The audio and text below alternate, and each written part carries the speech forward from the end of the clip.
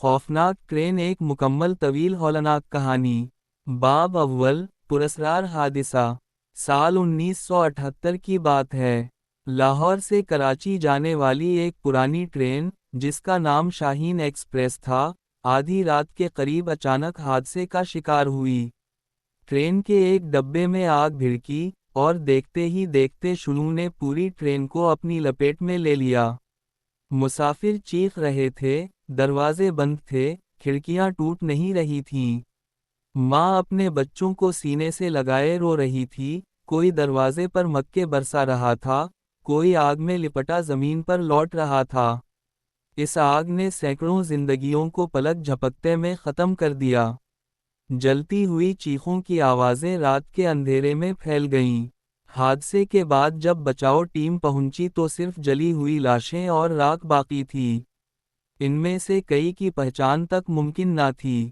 وہ مسافر بغیر کفن دفن کے ہی زمین میں دفن ہو گئے۔ اسی دن سے لوگوں نے کہنا شروع کیا کہ ان مسافروں کی روحیں سکون نہیں پا سکیں اور وہ اپنی آخری منزل تک پہنچنے کے انتظار میں ہیں۔ باب دوم، آج کی رات۔ کئی سال بعد ایک نوجوان صحافی احمد اس حادثے کی تحقیق کرنے نکلا۔ احمد بہادر اور ضدی تھا۔ وہ ہمیشہ یہ سمجھتا تھا کہ بھوت پریت کی کہانیاں بس لوگوں کا وہم ہیں۔ اس نے فیصلہ کیا کہ وہ خود اس ویران ریلوے اسٹیشن پر جا کر دیکھے گا جہاں کہتے ہیں کہ آدھی رات کو شاہین ایکسپریس اب بھی نمودار ہوتی ہے۔ رات کا وقت تھا، 12 بجنے میں چند منٹ باقی تھے۔ اسٹیشن سنسان تھا، پرانے لیمپ کی زرد روشنی ہوا کے ساتھ جھوم رہی تھی۔ کھڑکیوں کے شیشے ٹوٹے ہوئے تھے، زنگ آلود لوہے کی پٹریاں خاموش پڑی تھیں۔ احمد نے اپنا کیمرہ، نوٹ بک اور ٹارچا اٹھائی اور قدم آگے بڑھایا۔ باب سوم، ٹرین کا نمودار ہونا۔ 12 بجتے ہی زمین ہلنے لگی، پٹریوں سے دھات ٹکرانے کی آواز آئی۔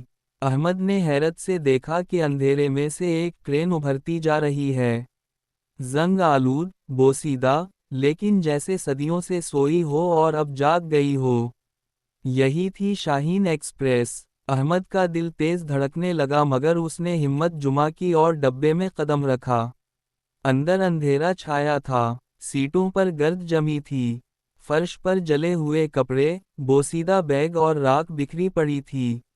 اچانک دروازہ خود بخود بند ہو گیا۔ ٹرین کا ہارن بجا اور وہ آگے بڑھنے لگی۔ باب چہارم، مردہ مسافر۔ احمد ابھی سنبھل ہی رہا تھا کہ اسے ڈبے میں قدموں کی چاپ سنائی دی۔ وہ مڑا تو سامنے ایک عورت کھڑی تھی جس کا چہرہ آدھا جلا ہوا تھا۔ وہ ٹوٹی ہوئی آواز میں بولی، یہ سیٹ خالی نہیں ہے، یہاں میں بیٹھی ہوں۔ پھر یکدم پورا ڈبہ بھر گیا۔ سیٹوں پر درجنوں مسافر بیٹھے تھے۔ کوئی اپنے کٹے ہاتھ کو ڈھونڈ رہا تھا، کوئی اپنے جلتے ہوئے کپڑوں کو بجھانے کی کوشش کر رہا تھا۔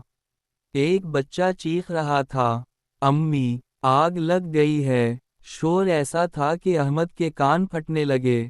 وہ کانپنے لگا مگر کھڑا رہا۔ باب پنجم، موت کا سفر۔ اچانک احمد کو لگا کہ وہ ماضی کے اس حادثے میں پہنچ گیا ہے۔ ٹرین میں آگ بھڑک اٹھی، چیخیں ہر طرف گونج رہی تھیں۔ احمد نے اپنی آنکھوں سے وہی منظر دیکھا جو 1978 میں ہوا تھا۔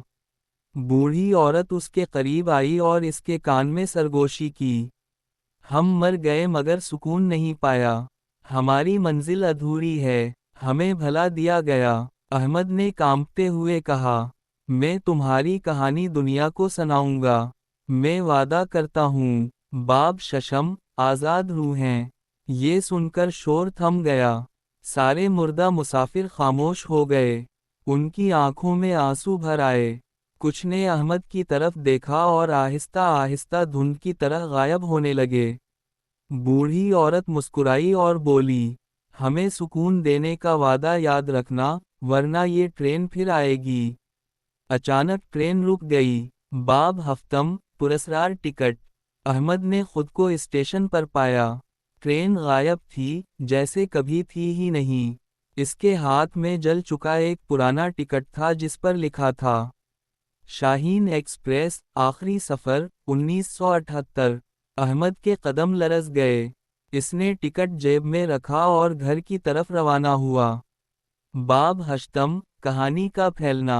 اگلے دن احمد نے اپنی رپورٹ اخبار میں شائع کی۔ جیسے ہی لوگوں نے یہ رپورٹ پڑھی، شہر میں ہلچل مچ گئی۔ کئی لوگوں نے دعویٰ کیا کہ انہوں نے خواب میں وہی ٹرین دیکھی ہے۔